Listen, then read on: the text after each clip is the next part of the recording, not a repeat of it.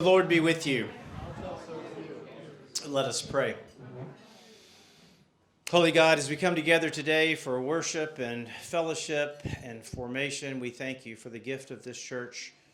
We ask your blessing on the food that has been prepared, and we give thanks for Liza and for her work and ministry with Missouri Appleseed. Open us up as we listen and as we learn. And all of this we pray in the name of your Son, Jesus. Amen. Good morning, and I'm glad you're here. I'm really happy to introduce somebody who doesn't need any introduction to most of you, Liza Weiss. Liza is the founder and the executive director of Missouri Appleseed, and I wanted her to share with us some of the some about the work that she leads and is responsible for with that organization. And she's going to say a little bit more about her and about it. So, Liza, thank you so much for being here this morning.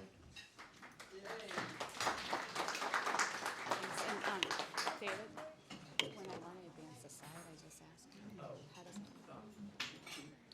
Yeah, clicker. Yep.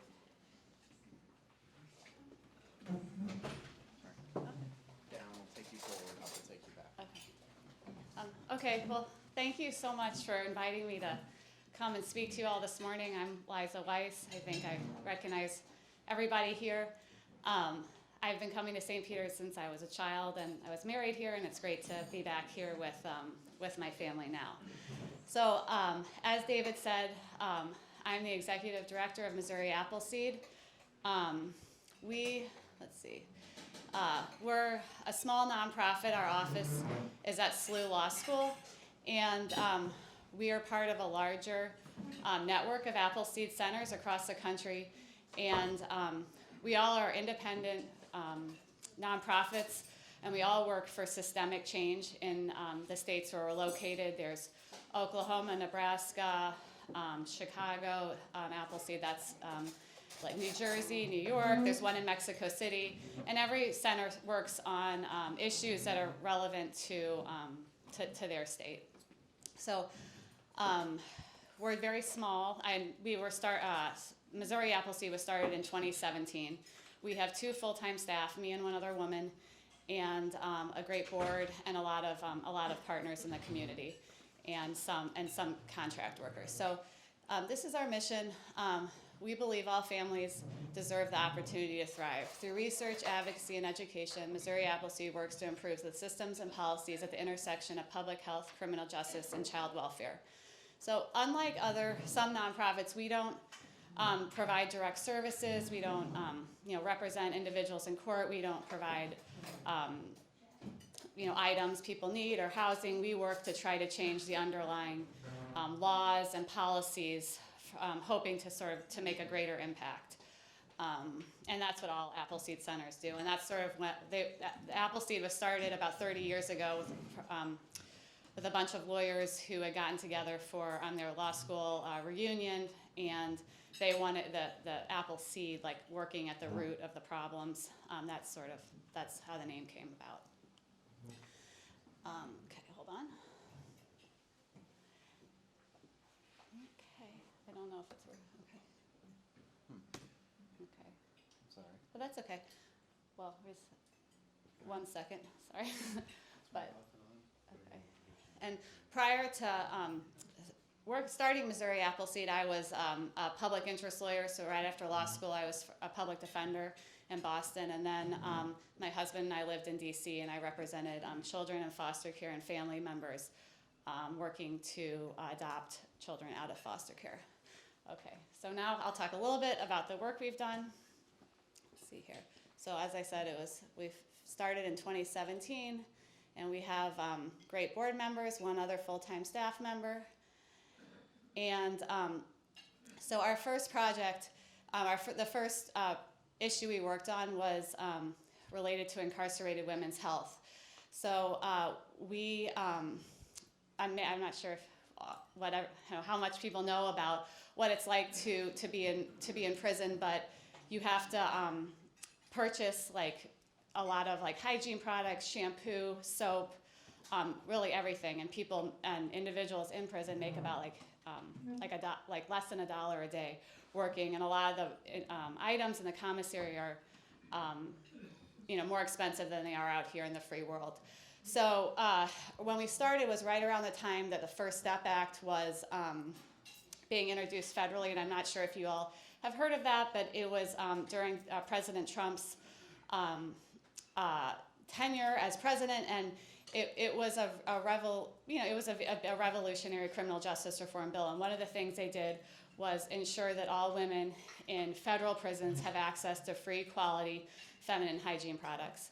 And so this it passed, and Donald Trump signed it. And so we were curious to see what was happening in Missouri prisons, having talked to our coalition partners in the community. We had heard that women were being forced to buy these products, and if, they were having to decide between calling their family or talking to their children or having to take care of their health.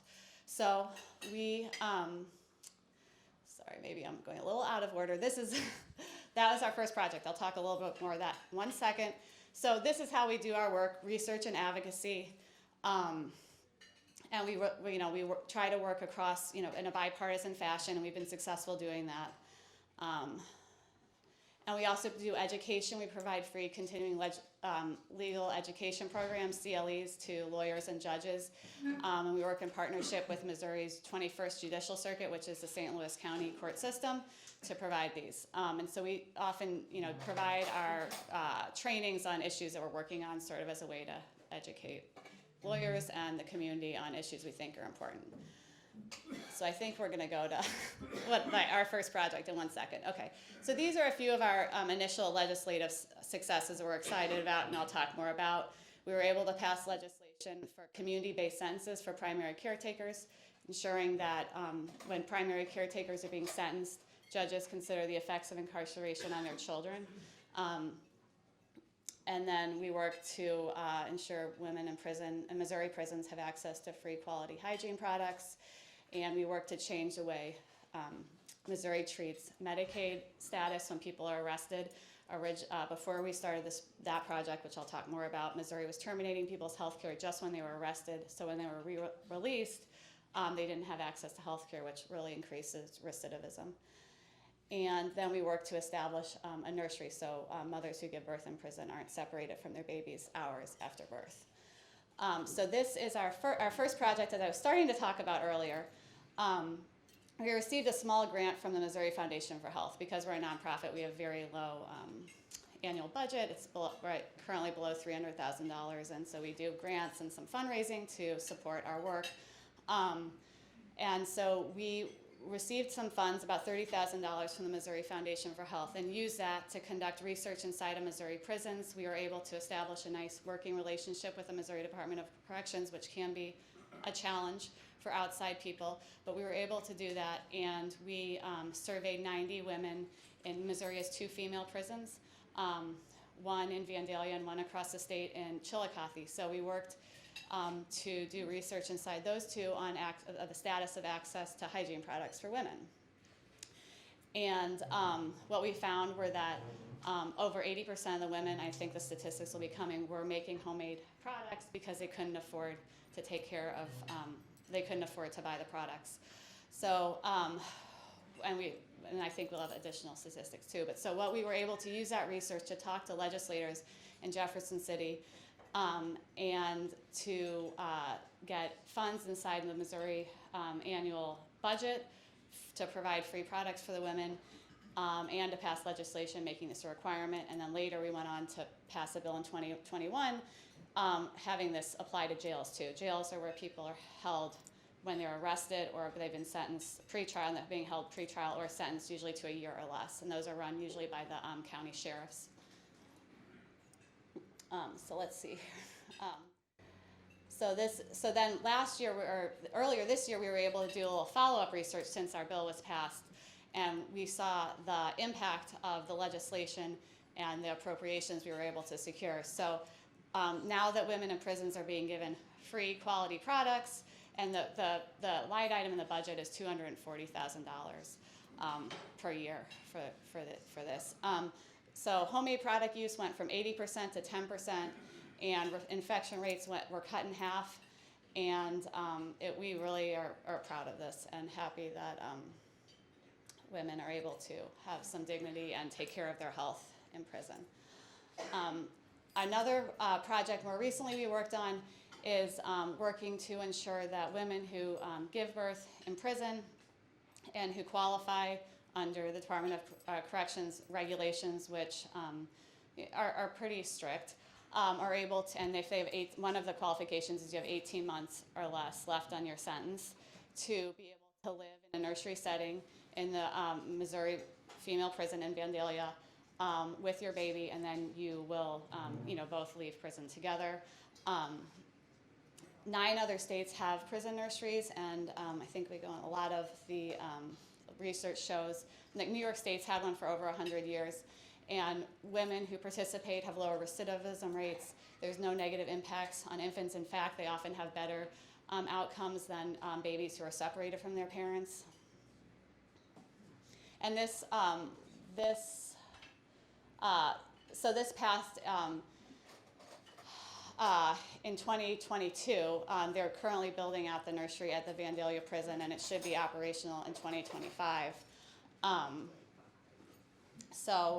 And St. Louis County Jail is also now developing a nursery. So yeah, it is. I think I just heard someone say that was a long time, but they have to. There's a lot of red tape with like construction and making it family friendly. The Department of Corrections traveled to a few different states, including Indiana, to observe what they've done.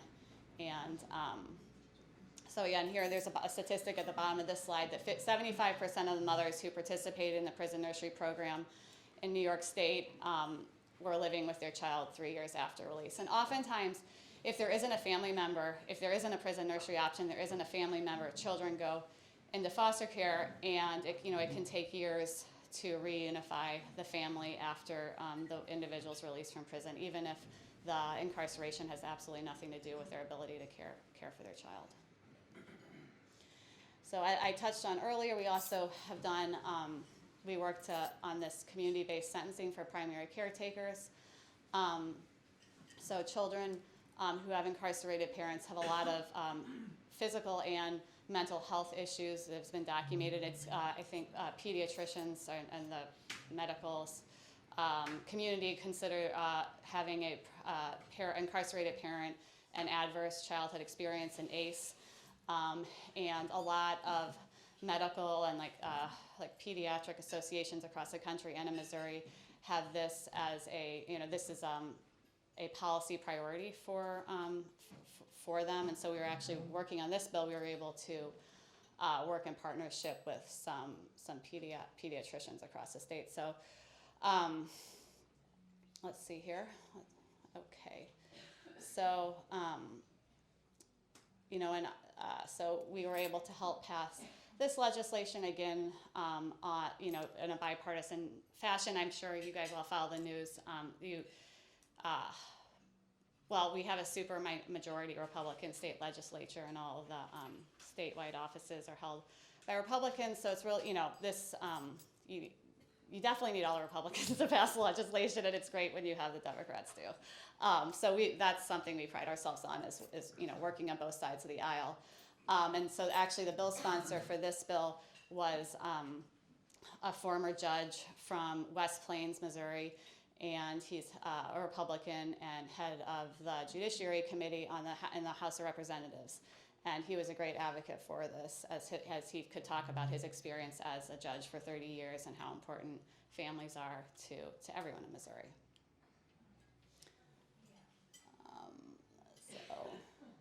So this is just some details about this legislation, and like the prison nursery, the legislation here, it has to be for people who can participate in the program or have this option at sentencing are people who have nonviolent crimes. And there is some discussion about,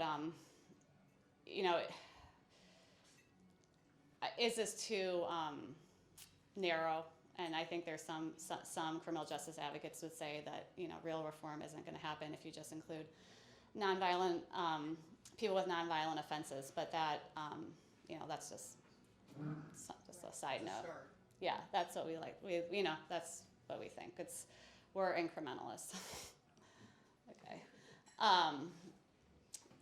So then I spoke earlier about our work on Medicaid. So, I'm sure most people know here, Medicaid is a program for people who, have low incomes or no incomes, and it's free health care. And what we were seeing in 2019 is that when people were getting arrested, we actually were hearing directly, specifically from psychiatrists who worked in local jails, that people would be arrested and they would get stabilized. If they had mental health problems, they'd get stabilized in the jail on medication, and then they'd be released. But because the state had terminated their Medicaid, even just at arrest, even before sentencing, they weren't able to access their medication and see a doctor, and so then that would just send them back into a spiral, and back into prison and back into jail, and it was just a vicious cycle. And again, this was during President Trump's time in office, there was legislation that, the federal government recommended the states do suspension, not termination, for people when they're arrested. When people were arrested, Missouri at the time was still doing termination, and they also, a bill passed that required suspension for former foster youth up to age 26, I think. So all that information really helped us convince the Missouri State Legislature that this was a good idea. So now, here are some benefits. Just ensures access to treatment and essential medications, and it reduces recidivism.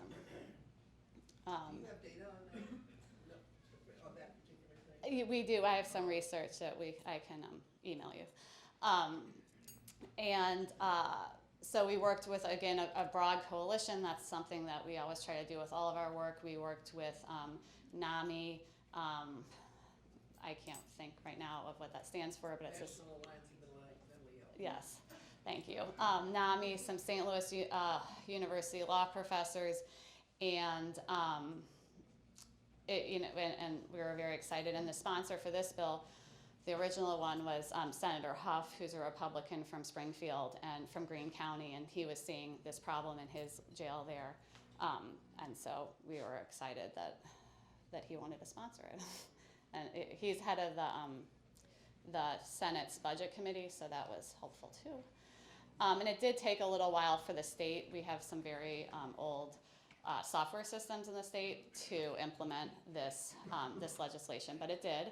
It passed, and now we're really excited because now with Medicaid expansion, more people are eligible for Medicaid. So we've been working with the St. Louis County Jail to implement a pilot project having Medicaid enrollment as part of jail intake. And so, because some people with Medicaid expansion aren't aware that it's been expanded, aren't aware they might qualify. So that it's been a success, and we are working to with other jails across the state now to implement that. And the Department of Corrections is actually also working to have Medicaid enrollment as part of their intake. And this is getting a little in the weeds, but when you're in jail, you can't, or prison, incarcerated, you can't access Medicaid benefits unless you have like an inpatient stay for 24 hours or more. But this just sets them up. They're Medicaid. They qualify. They're in suspended status, and so when they're released, then they can have health care. Okay, so what our current projects? This one I just spoke about. We're excited about it. I'll scroll through this.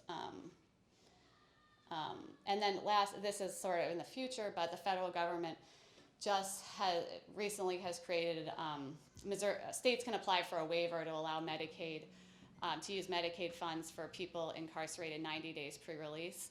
And this is exciting because a lot of the counties, for jails and prisons, and a lot of the counties really have a hard time funding their jails, just the jails and the health care for the people there. So this could improve people's health, reduce recidivism, and help our state save money if we apply for the waiver, and that is more of a long-term goal. Okay, and we're also, this is not related to incarcerated individuals, but we are working. Missouri taxes diapers and feminine hygiene products at a rate they use for luxury items. It's ridiculous. And so it at 4.225%. And other essential items like groceries are taxed at 1.225%. So we've been working on this last session. It didn't pass, and we're going to start again this session. We're asking for the sales tax to actually be eliminated. A lot of states have done that, but and if we would settle just to have it at 1.22%, like food and other essential items, and a lot of healthcare items are sales tax exempt already, so it doesn't really make sense that our diapers and feminine hygiene products are taxed so highly. I know this is it's been talked about in the media as the pink tax. So a lot of states have made this change, reduced the sales tax or made it zero. CVS will actually pick up the tax for you if you buy the products there, because they realize this is just not fair. And then another issue we're working on is Missouri. If you have a felony drug conviction, you're unable to access SNAP benefits, which is like foods, help to buy food. And most states, we're one of a few states that still have this ban. So again, it helps reduce recidivism. We think food is just a basic need, and so we're working on that. Okay, this is just some information on all the continuing legal education programs we've done. It's not as interesting, but these are some of the topics we've done. Substance use during pregnancy, and then we did education about the primary caretaker bill we passed, education stability for foster youth. This is a problem because unfortunately foster youth often change, like placements are called placement disruptions, and sometimes that means that they just bounce school to school. It's very disruptive. And so there is some federal law that requires children to try to stay in their school of origin if possible. So, and then we did a continuing legal education program on the neuroscience of juvenile certification. So how juveniles' minds develop, and when and if ever is appropriate to try them as an adult for crimes they commit as juveniles. And then we did some more related to child welfare issues. So these are just some statistics on our trainings, and that's it. So, sorry. Hold on. Just remember before you start asking questions that Connor will need to get you the microphone. Okay. Oh, that's okay. Go ahead. Okay, Liza, hi. This is so interesting, and it's so poignant, and good for you. It's just wonderful, the work that you're doing. So there were some statistics right at the end. Your last Yeah. How many people actually get to attend your programs? Do you feel like that's a successful number, and are you looking to get more to attend, or how does that work? And I have one other question, which I'll just go ahead with. Sure. You mentioned something about foster children being cut off from Medicaid. Well, they're not. Or They're not something. allowed to be anymore. Good. Yeah. So I'll go. So we would like to have more. We always all of our trainings are free, and so we provide very nice. And since COVID, they've been all virtual, which is exciting because we can get speakers from all over the country, and we try to provide a nice honorarium to get well-known people in the profession, both academics and practitioners. And we would love to get more. We have one coming up on March 8th. It's the practice standards for guardian ad litem's in child welfare cases and emerging issues in the field.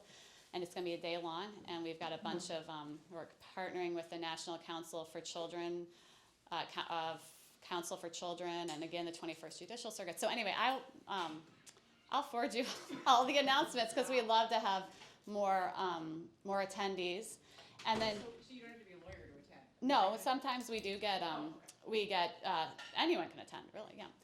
And and then I can't think of the name of the bill, but it was a federal legislation that requires states to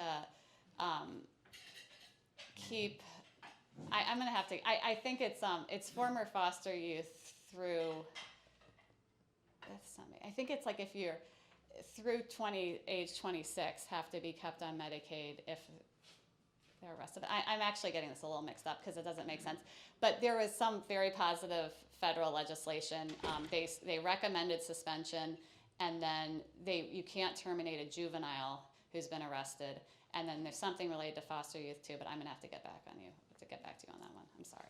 I was wondering, do you work closely with the Division of Youth Services also? So that's the organization that runs the juvenile detention facilities. Is Well, that right? all of it has a continuum of daycare to incarceration. We have not, aside from our continuing legal education program on juvenile brain development and certifying juveniles as adults for alleged crimes, we have not done much with juveniles. It's with them. We've worked with the Children's Division, which runs like the foster care system, but we haven't. There are several other organizations that do a lot of work on juvenile justice issues, and that's something that we haven't dipped our toe into yet. But it's not because we don't think it's very important. We just haven't done that yet. Yes.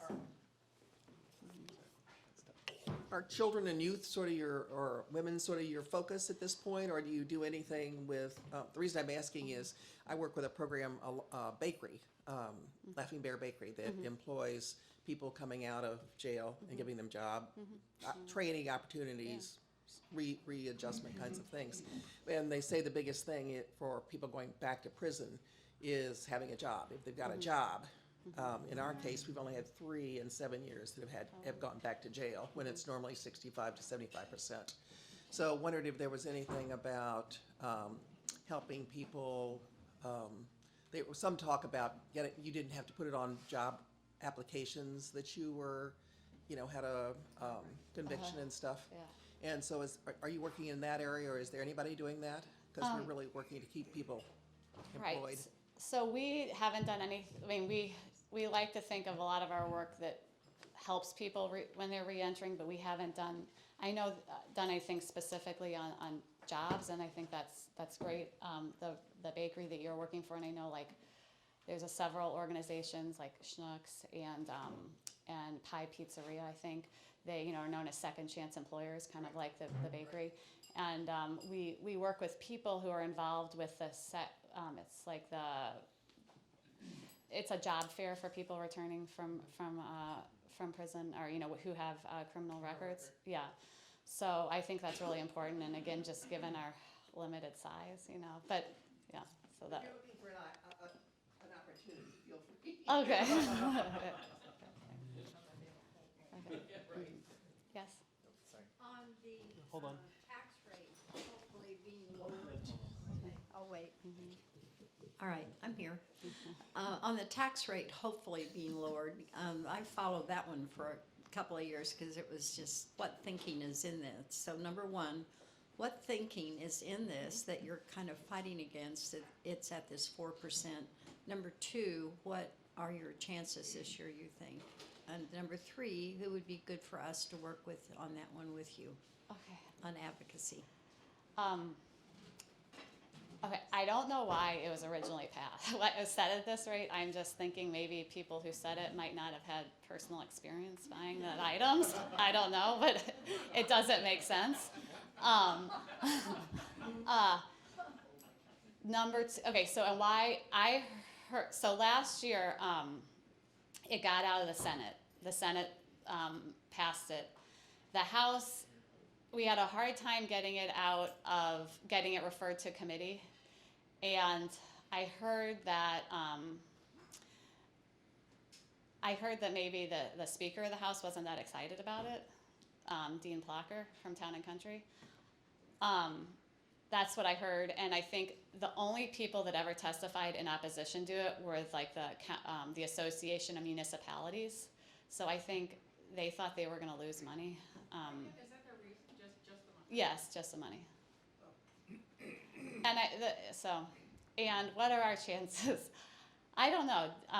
I'm not sure. I think my sense is that just the more advocacy we can get around that, more rate, because people don't really know this is a thing, and I feel that we could just embarrass them enough that, if everyone knows this is happening, and then, constituents are like, why aren't you repealing this? That would be effective. And we have some great sponsors going forward. We have represented, I think, in the House, Representative Wendy Hausman and Justin Hicks. They're both from, one's from Lake St. Louis and one's from St. Peter's, are both Republicans. And in the Senate, we have Senator Mary Elizabeth Coleman and Senator Lauren Arthur. She's a Democrat. Mary Elizabeth Coleman is a Republican. I think that's set up nicely. But there are some larger tax issues that people are trying to get through, like ending property tax and ending personal income tax. And so what I've been told is every time our bill will get going, people will amend our bill to include that, and then the fiscal note just goes through the roof, and it's just more extreme.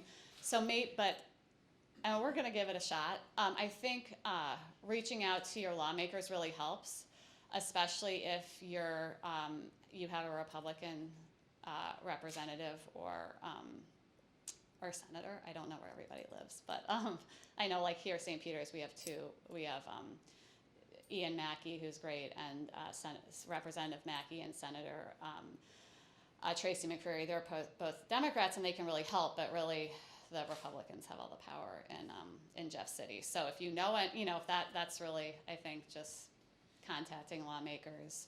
I did hear that there was going to be a group of businesswomen from St. Charles who are really interested. They're Senate Representative Hausman's in her district, and I think that would be really, those groups like that are really effective.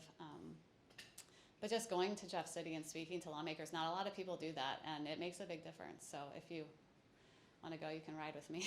We can go. Did I answer all your questions? Okay, great. I will keep you posted. Well, I'll get your cell phone after this. Yes, yeah. No, and that would be important, impactful, I'm sure. Okay.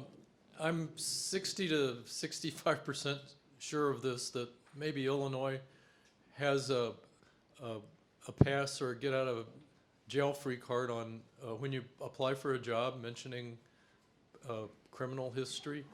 I'm wondering if there incrementally is in consideration something for Missouri where maybe a non-violent felon or a felon that hasn't committed anything in 10 years with a time clock could be excused from answering that question honestly if an employer puts it on a form, because it sort of blocks people coming back into society because they can't get decent wages and a decent second chance. I agree. And so St. Louis City they passed ban the box, or you don't have to put it on the application, but once you get to an interview, a final round interview, they can ask you. So you can get past the first stage, but it's not really a true fix. In Jeff City, and we support these coalitions, there's been a lot of work called Clean Slate, and expungements, and that I think really gets to the root of the problem. We've done some work, it wasn't in here, helping reduce the time people have to wait to file for expungement. So when you file for an expungement, you can clear your record, but only certain convictions qualify, and you have to wait a certain number of times. You have to wait a certain amount of time. So we've worked to reduce the amount of time you have to wait for a felony and a misdemeanor, and to expunge an arrest. But there's a big push this session, and they did it last session too, for Clean Slate, which is automatic expungement for certain crimes under certain times. Again, I think Missouri's software systems can't accommodate that, but they would have to if the bill passed.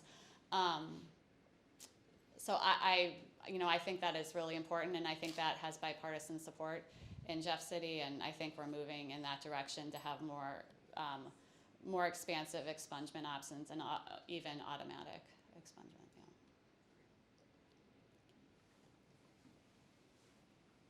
Yeah. Okay. Well, thank you. Liza, thank you so much. And blessings on your continued work. Thank you. And thank you.